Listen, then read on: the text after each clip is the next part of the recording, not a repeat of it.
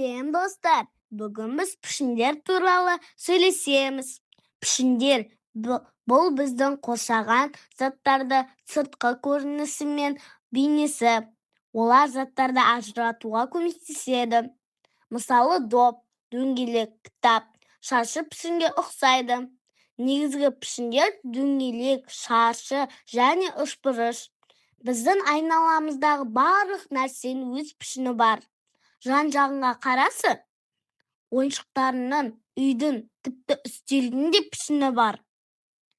Дөңгелек. Дөңгелектің қабырғасы жоқ, бұрышы жоқ, домалақ пішінді. Мысалы, сағат, доп, дөңгелек пішінді.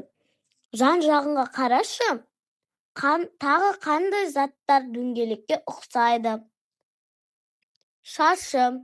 Шаршының төрттен қабырғасы бар, төрт бұрышы бар. Мысалы, терезе, қорап, шаршы пішінге ұқсайды.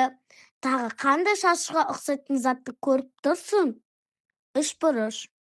Үшбұрыштың үш қабырғасы бар, үш бұрышы бар. Мысалы, үйдің шатыры, пиццаның тілімі үшбұрыш пішінде. Ал енді ойын ойнайық. Саған тапсырма. Сұрақтарыма жауап берші. Суреттен қандай пішіндерді көріп тұрсың? Өте дұрыс, жарайсың. Үшбұрыш үйдің төбесі, дөңгелек терезе, ал есік пен қабырға шаршы пішінге ұқсайды.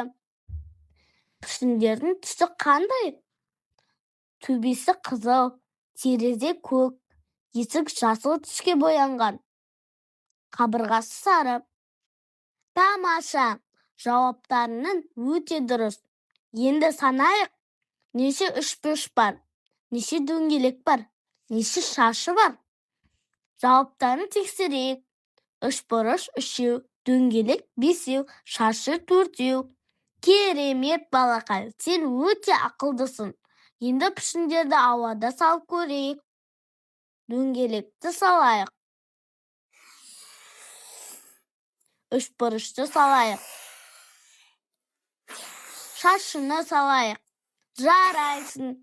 Бүгін біз дөңгелек, шаршы және үшбұрыш пішіндерімен таныстық.